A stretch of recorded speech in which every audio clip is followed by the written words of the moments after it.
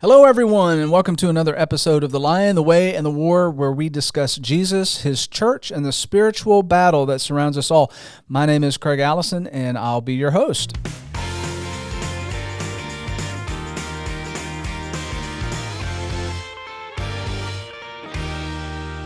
All right, joining me on today's episode is Blaik Owens from Memphis, Tennessee. She is a transfer student beginning her sophomore year at the University of Tennessee at Chattanooga, majoring in psychology.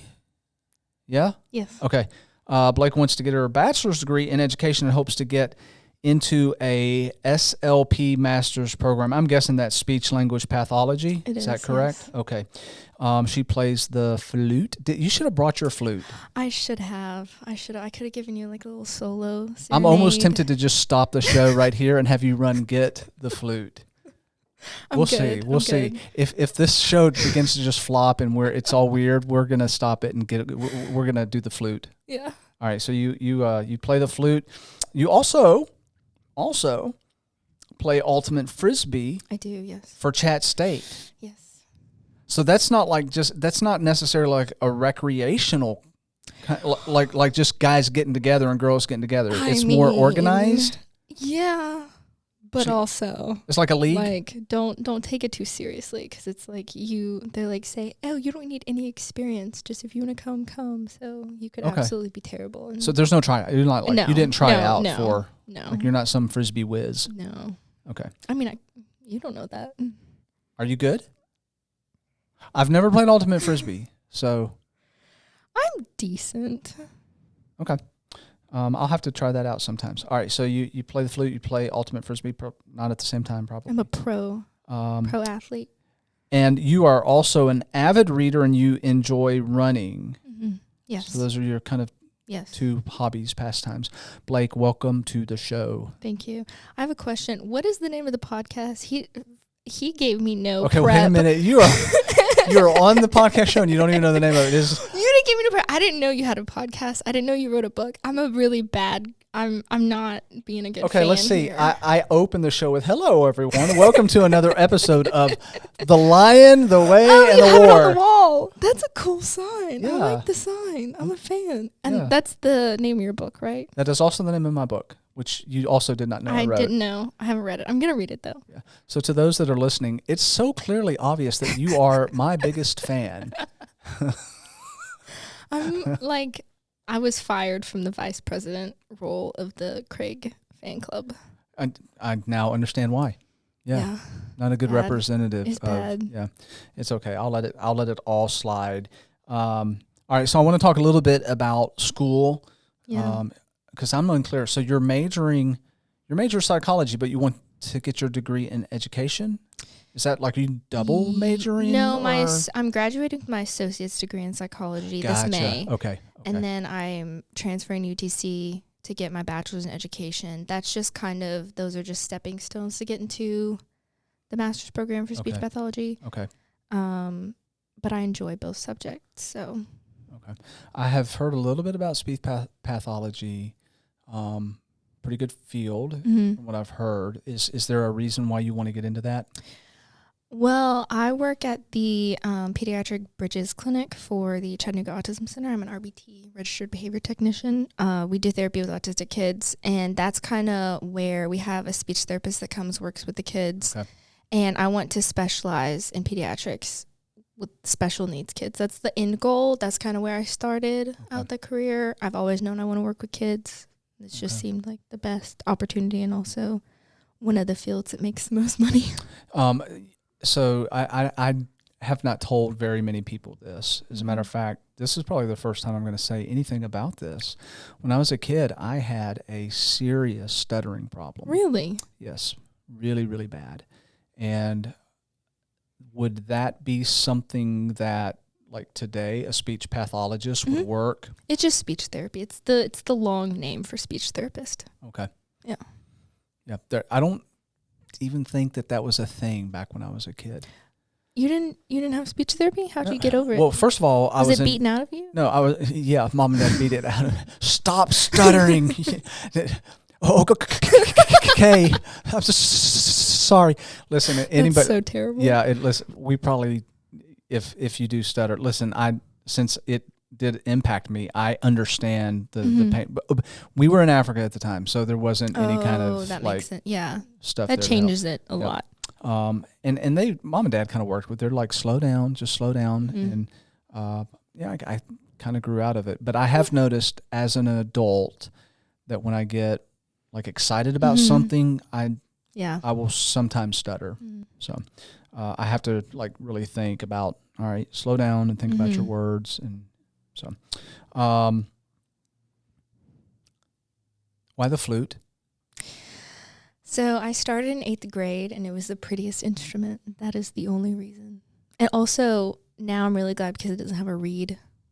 Like clarinet, they have a reed. It's a wooden wood piece. thing You have on to, the mouthpiece. Yeah, you gotta. It just makes your life so much more miserable. So, but the flute is actually one of the harder instruments to get started on. Once you kind of get the hang of it, it becomes a little more easier. Just because it's like the mouth. You don't stick the instrument in your mouth. You just blow out, and it's also open hole for the keys, which makes it 10 times more difficult to play. So okay, and you were part of the band program, I'm guessing. Yeah, 5 years. Okay, and then you still play, you practice, right? I play. Yeah, I did it the first year of college, but then I just didn't have enough time to keep up with it. Okay, when was the last time you played? Last week. I try to practice pretty consistently because I feel like I spent so much years investing, and I don't want to lose. Right. All of it. So. Okay. And you said it's the pretty instrument, meaning sound, or just you like the looks Both. of it? It's the superior instrument. Oh, okay. It is. All right, a little braggadocious there. Yeah. So we might have some oboe players who would disagree with you. Oboe. I don't even know what an oboe looks like. I just said that. All right, so let's get into the like nuts and bolts of this. I love talking to college students because there's so much stuff here that is relevant to faith and church and the future of the church, and I have a hard time believing that there's a whole lot of people, let's say a majority of the people, that really have a grasp or understand what's going on in college today regarding college students' faith. So there's a clear drift from Christianity among college students, and like those who attended a church in high school, let's say, once they got to college, they just stopped going to church, and many of those college students do not return, and that's one of the key things here that I think a lot of people need to like latch on to, that it's not just about being your typical college student, which is there's some expectation there that if they went to church in high school, once they get to college, it's crazy and it's kind of wild, and there's mom and dad aren't telling you to go to church, so there's the expectation there that a lot of college students probably aren't going to be regular church attenders. Okay, so that is a piece of it, but that has grown exponentially over the last 30 years. So you did have that pocket of college students back 30 years ago who were regular church attenders during high school. They go to college and they stop going. But you had a lot of students that still stayed plugged in basically to their faith while they're in college. Okay, that's changed today. So you have a majority of college students, once they leave their Christian roots and home and the stuff they're involved in, they get to college and they bolt, they're gone, and then they don't come back. That's also kind of new too, where in times past, it wasn't a surprise to have kids leave while they were in college, but a lot of them came back as soon as they started a family, and so we saw them returning to the church. But we're not seeing that anymore. The statistics are showing that they leave while they're in college and they don't return. Okay. Why do you think that that's happening today? I think probably one of the biggest reasons is a lot of people don't own their own faith, and it becomes more of like a tradition of like, oh, we go to church on Sunday, and then they don't. I feel like maybe they don't understand why worship is such a big part of your faith if you're going to let it continue to grow.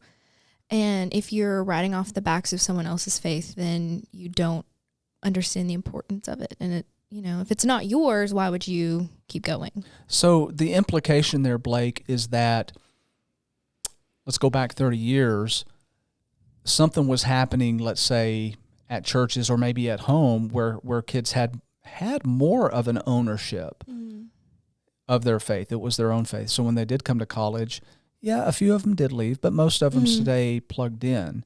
So what you're saying now is that a lot of the students that are getting there, they don't have that. They don't have the faith of their own. They were just riding on their parents' faith while they were at home.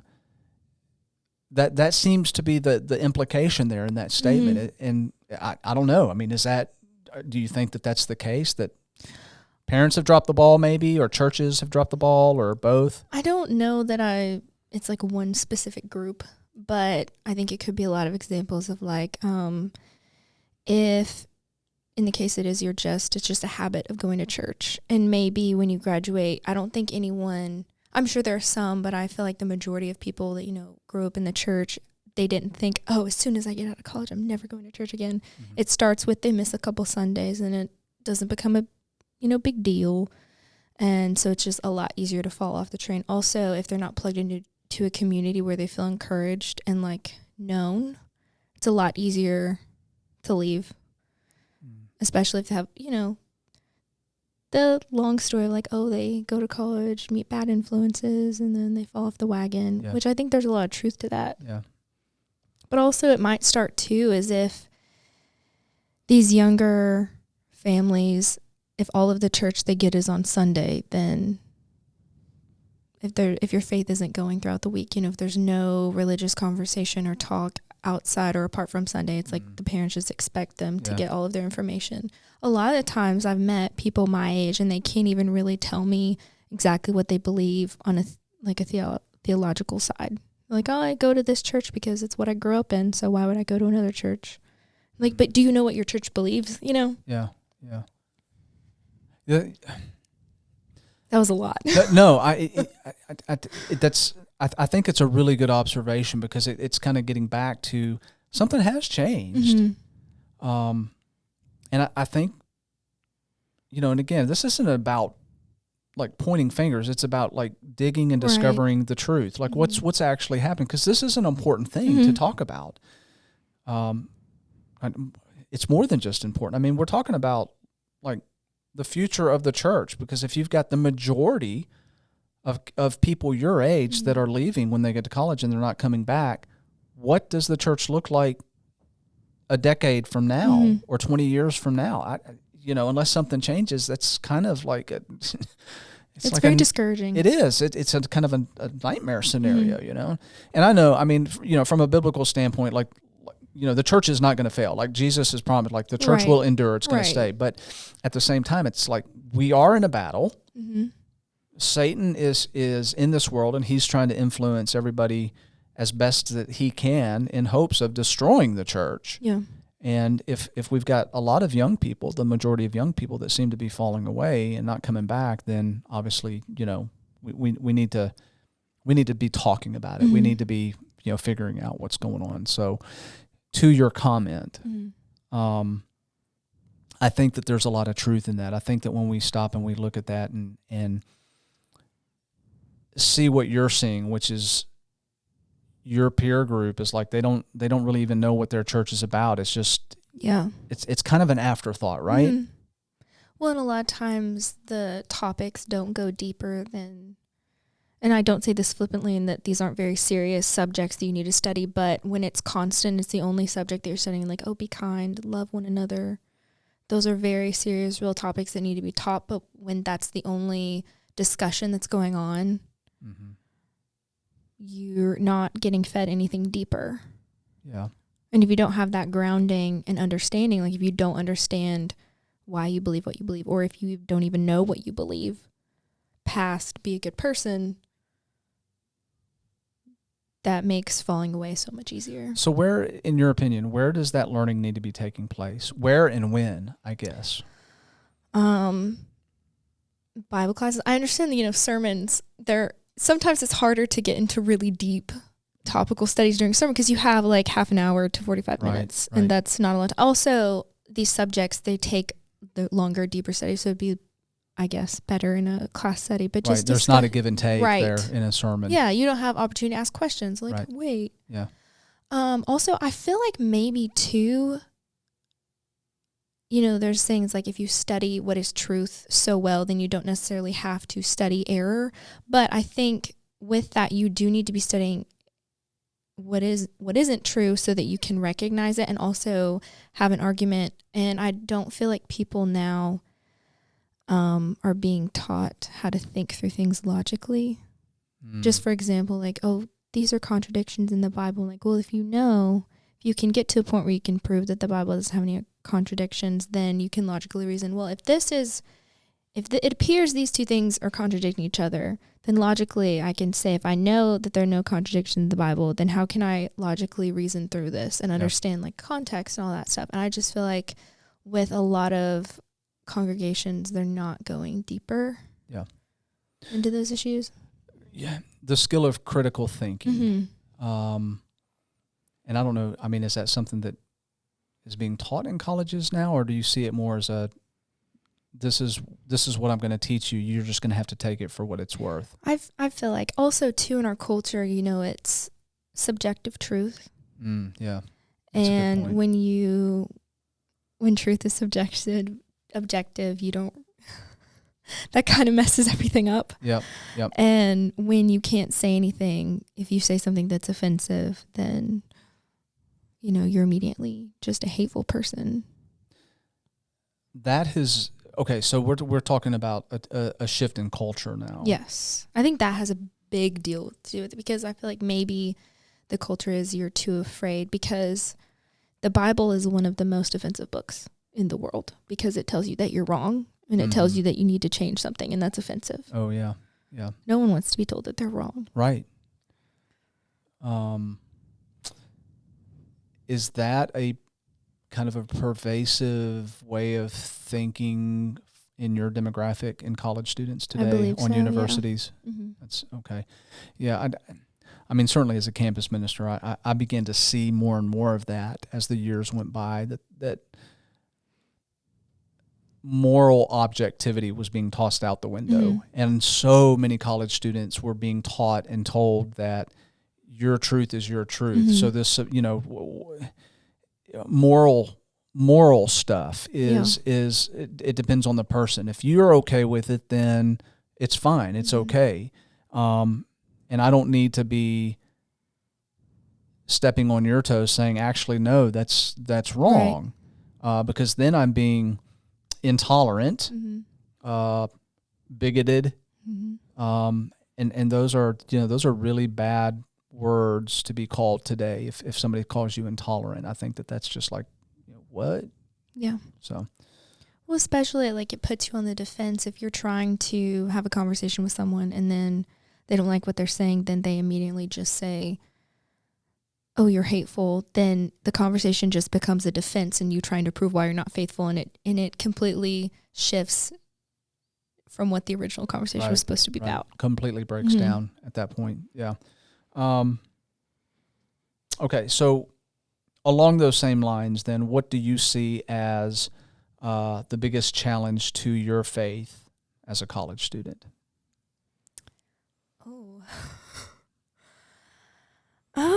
I think it's maybe not necessarily one specific thing, but many things kind of coming together.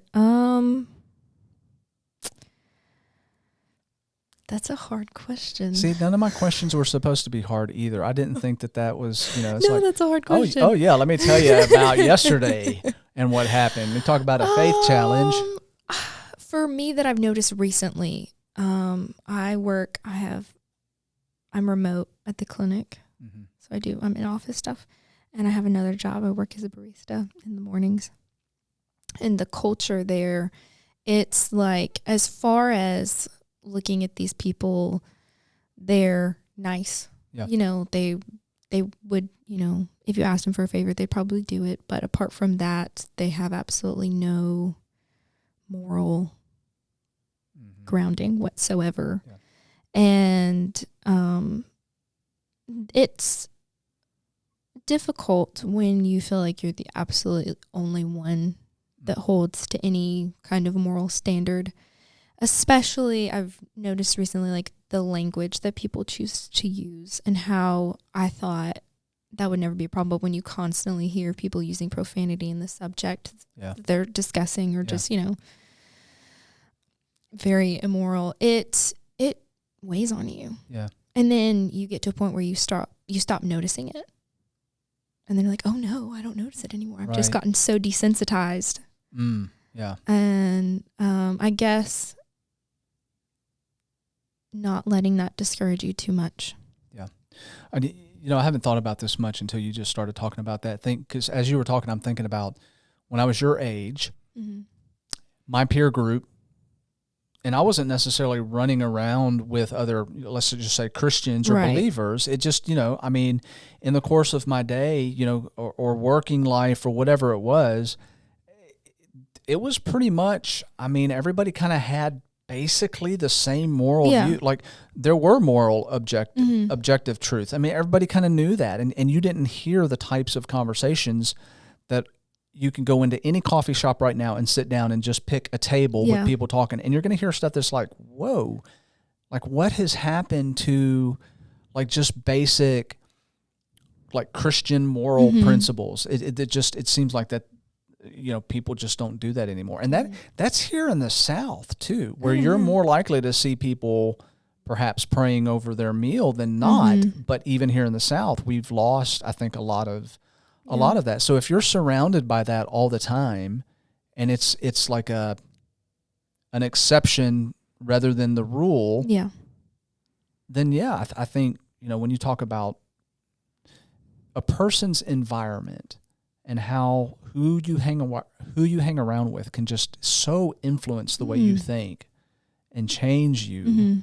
I've seen that happen so many times over and over again. And it's like the old adage, how do you boil a frog? You don't throw him into boiling water because he's going to jump right out. You just very slowly desensitize him. You slowly turn up the heat. And it sounds like to me that's kind of the culture within college students today. Yes. You agree with that? Yes, absolutely. I'm not off base. No. Okay. No. All right. So that for you, what do you like? That's the biggest challenge, and that makes a lot of sense. Biggest challenge to your faith today would be the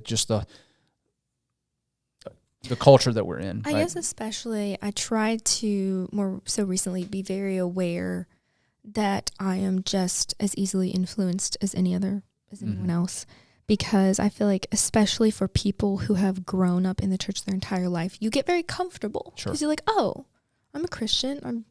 I was raised in this. I know my stuff. I got it. Yeah. And then I feel like maybe if you have that attitude, which I have had, it's a lot easier to forget to keep your guard up. Yeah. Yeah. Good point. What about college students in general that are coming from a church background? They have faith. What do you see as maybe just the majority of college students' faith challenge today? What do you see as the biggest struggle?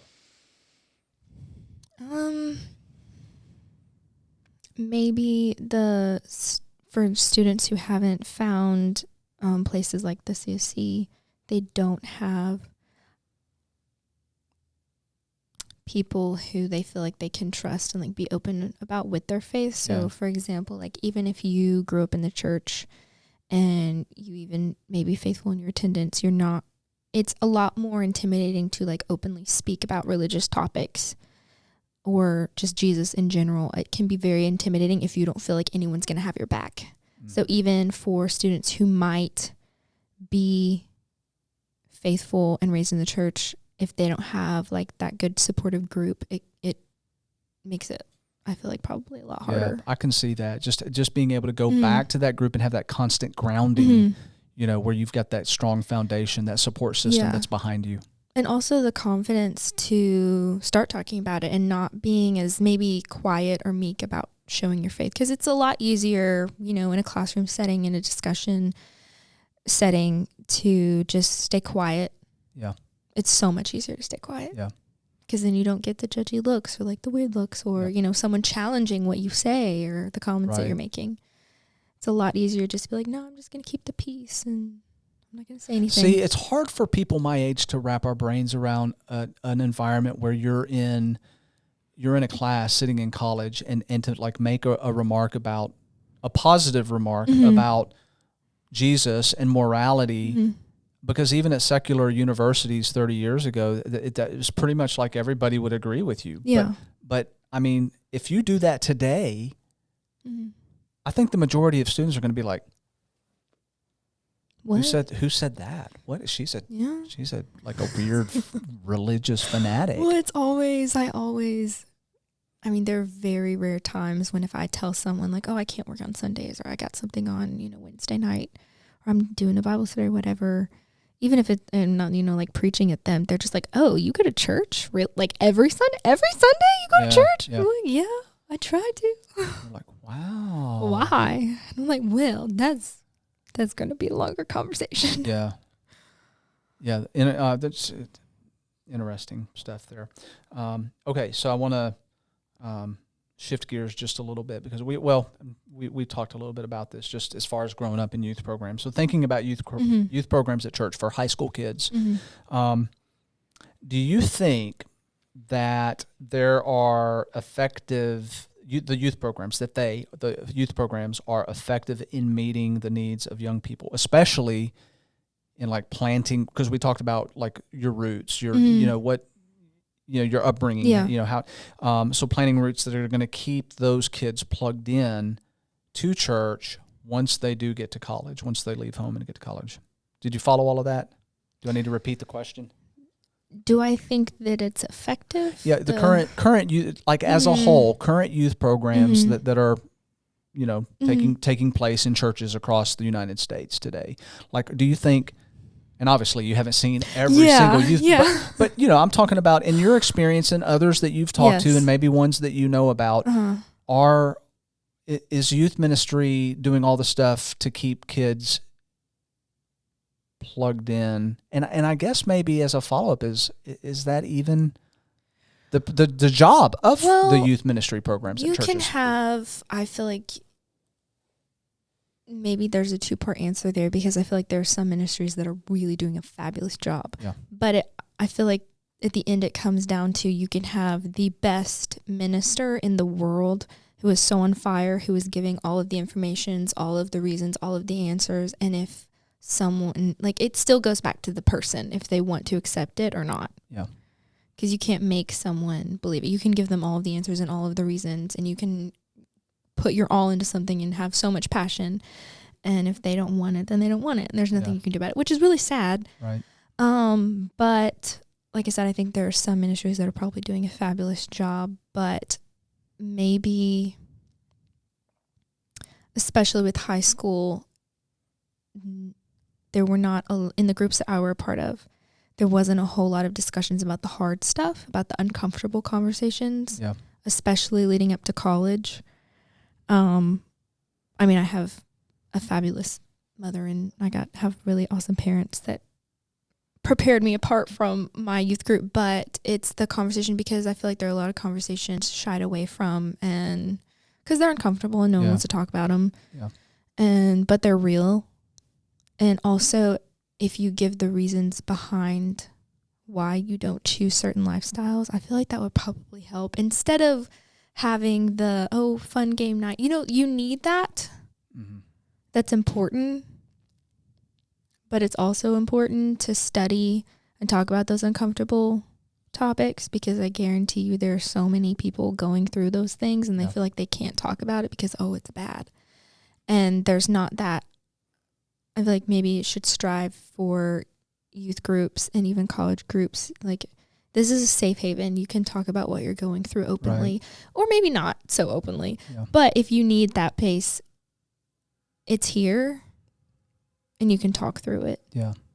Okay. So I listened very carefully to what you said, and our pre-show talk, you were like, you didn't prepare me at all. Yeah. Okay. So you did not know that question was coming. No. You have not read my book. No. You have not listened to this podcast. No. Okay. Is that something you've talked about? No. Oh, okay. No, I'm setting up the listener Okay. because you've said some things that I want to bring out, and I just want to make sure the listener knows that I have not prepped you in any way to say this, and this because I am trying to underscore a thing that is not seeming to take, like parents don't want to accept this reality. Okay. Youth ministers do not want to accept this reality. And so you said a couple things that I want to point out. The first thing is, and you kind of like you did a drive-by real quick. So if people weren't listening, they would have missed it. So you said you had a great mom, you had parents, and you got that at home. Yes. The deep stuff, you got talked to it at home. Yes. And one of the things that I talk about as far as a reason why you've got so many kids walking away is that parents have turned over the responsibility of giving their kids the spiritual training at home that they need. They've turned it over to the youth minister who's expected to do that in 1 hour or 2 hours a week. It's not fair. If you have a Sunday faith or Wednesday night faith, like you just said, there are people who just like, oh, we take our kids to church, that's enough. Yeah. But one minister over however many people cannot be responsible for getting to know someone well enough on a deeper level for them to be open to talk about what they're going through. And if you don't have, especially because, high school, you're going through a lot of stuff, lots of changing, a lot of insecurities. Right. The likelihood of you opening up is very slim unless you feel like you have that safe place. Yep. So, yeah. Yep. So moms and dads are the primary influencer of their kids, and the youth minister, youth programs should be secondary, supplemental to what's going on at home as a resource to what should be going on at home. Yeah. And I think the majority of parents have turned that responsibility solely over to the youth minister because, hey, we pay him. That's what he's supposed to be doing. Or they're an expert. They know the Bible better than I do, so let them do their job. And that, I think, is a huge contributing factor to why we're seeing the decline of kids when they go to college just checking out. The second thing that you said that I want to draw attention to is that the meat of youth programs, that there needs to be deeper stuff. Yes, fun is important. Yeah, absolutely. It is important. Absolutely. But that shouldn't be the primary stuff. A youth program shouldn't be about getting together and eating pizza and going to watch a movie or doing whatever, the primary thing should be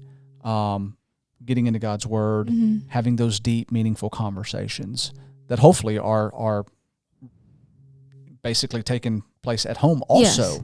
So those are the two comments that you made that I think are worth people hearing and going like, oh, this came directly from a college student who was not prepped whatsoever for the answer. Okay, good.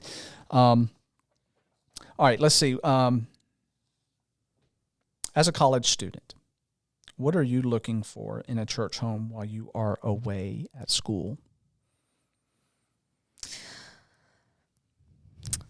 This is a very basic answer, but community. I'm a member at Central because I'm an SA at the CC. Yes. Central Church of Christ. Yes. 400 Vine Street, Chattanooga, Tennessee. They're great. Yeah.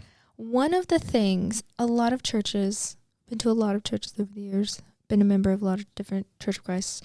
The warmth that Central has, genuinely, it's very impressive. It is one of the very few churches that I have consistently seemed they have been excited. And you can tell that this congregation knows their Bible. And the majority, at least, is not just a Faith on Sunday members. Also, I really, really like that we have a big college group. It sits on the right side of the auditorium, and that's all the college groups. But the amount of members, whether that's like young adult, middle-aged, the elderly group, they make such an effort to come. And so I don't feel like it's Central Congregation and the CSC. Right. I don't feel that way. Yeah. I feel like you could make it that way if you don't put any effort, but even if you didn't put any effort, someone would come and make you feel like a part of the full congregation. Sure. And I also think that's very impressive because I don't know, with other congregation, it's like you have the youth group and then you have maybe a college group and then you got like all the old people and, it's very separate. But these people make an effort. It's just one congregation. Yeah. I love that you said that. Again, I'll pay you later. No, that is, I think that's one of the critical things. Church leaders talk about this. It's like, what do we need to be doing to not only attract the young people, college students, because everybody wants young people at their church because it energizes and it's fine. What do we need to be doing to attract those students, and what do we need to be doing to be keeping them here? And the thing that I hear probably more than anything else is to be intergenerational, to have that that inclusive type of feeling where you feel like you're part of the church, not part of just a campus ministry or part of a youth group, but you're part of the church at large. You feel like you have a place, a home there, and to have that warm, welcoming vibe. And I think that's something that Central has been very intentional about building that. And so I'm glad that that's noticed by you. So thank you for that. So speaking of that, and this is going to be my last question for you, Blaik. What would you, and this is kind of like a, not just Central, but like, because you've been part of several different churches. So I want to bring a little bit of attention to this. Like, what is it about churches when a student comes in? And sorry, my brain is flip-flopping to other things. Okay, so I know the obvious answer is going to be the opposite of what we just talked about, but I don't want to necessarily focus in on the obvious.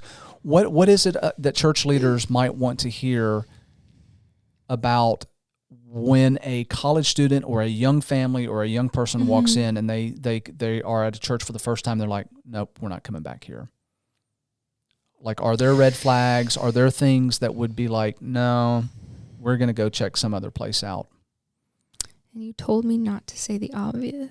Yeah, I mean, and I think logically everybody was like, okay, so we can't friendly. We can't be unfriendly, we can't be cold. We need to work to have an inclusive kind of environment. But outside of the obvious stuff, because I think most church leaders recognize that. Now, whether or not they're doing it or not, or being intentional, that's another thing. So for the church leaders listening, hey, guess what? Be intentional about that stuff, right?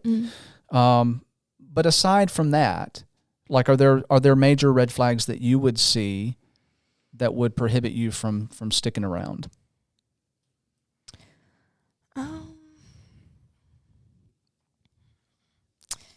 I think you can tell. I don't have like a specific thing, but you can just kind of read the vibe of the room in a sense of like how much people want to be there.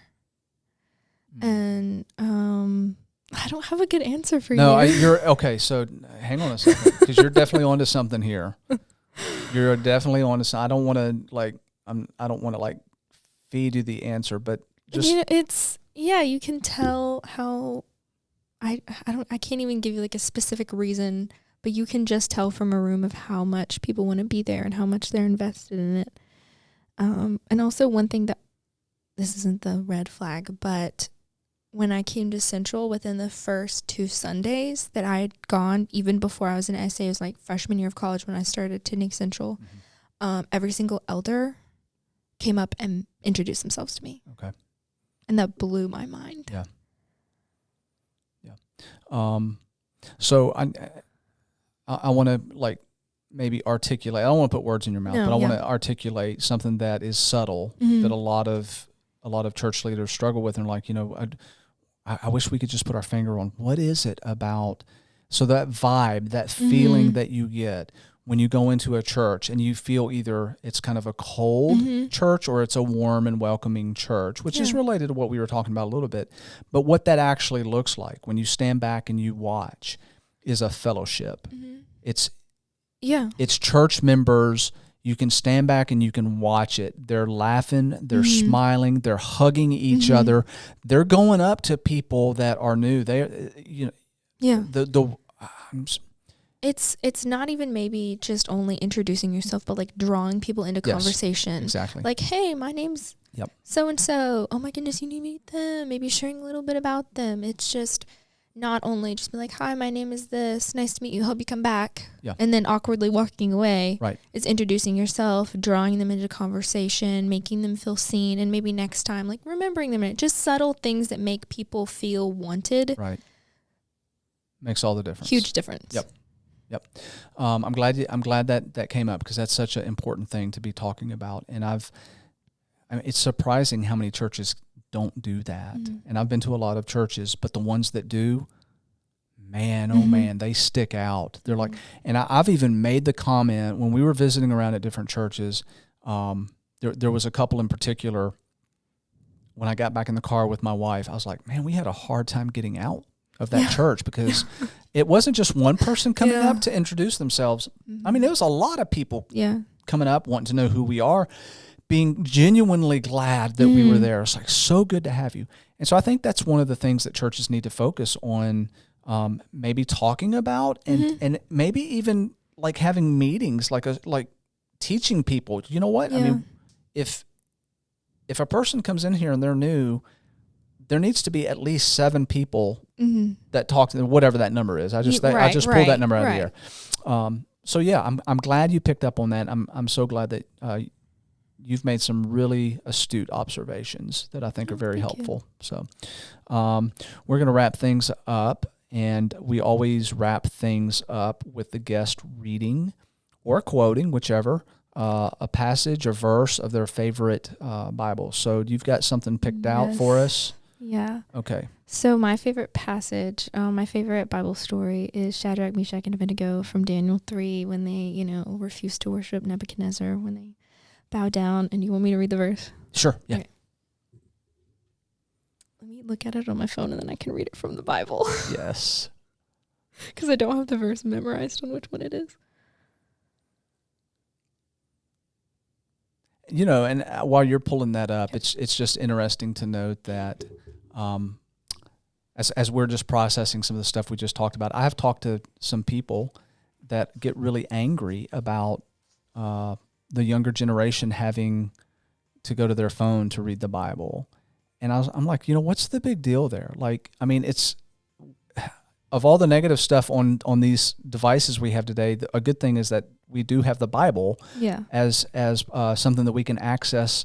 It's in our back pocket. We can take it everywhere with us. So I encourage having the Bible on your phone. It might be a respect thing. Like, they might think that it, because it's not paper. Right. I don't know. I agree with you, but I'm just like, maybe from their perspective that it might be a respect thing. Listen, okay, so if you're an older person and you're listening to this show, email us at thelionthewayandthewar@gmail.com and let us know what the issue is. If you have an issue with Bibles on the phone, I'd like to know what that is.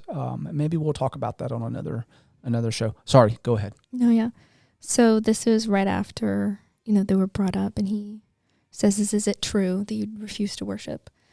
And I think why this is so meaningful to me is because it's like you have these thousands of people that were commanded, and then you have death, and then this was their answer.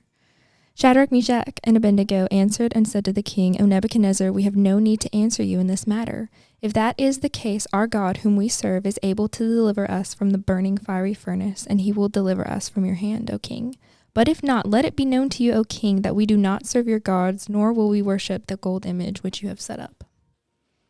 Yeah, that gets back to, just having the bravery to stand up and doesn't matter what culture is saying right now, to stand up and proclaim Jesus as Lord and Savior. Yeah, good thoughts. All right, give us feedback, share, and subscribe. Hit the like button. If you're watching this on YouTube, consider subscribing to that channel, and you'll get updated anytime we post a new podcast, which we try to do every single Friday. Consider becoming a sponsor of the show if that's something that interests you. Today's show is going to be sponsored by Central Church of Christ right here at 400 Vine Street, Chattanooga, Tennessee. we'd love to have you come worship with us. Our Bible study begins at 9:30 Sunday mornings, and worship is at 10:30 on Sunday mornings. And also a shout out to Ministry League. We've got their app right there that you can see. They've got tons of great resources there for parents and youth leaders and ministers, songs and all sorts of stuff. So I think they're over 100,000 downloads now. So we appreciate their sponsorship for this show as well. Until our next podcast of The Lion, the Way, and the War, love one another, be kind to one another. And remember, the creator of the universe loves you so much that he gave his only son for you. Have a blessed day.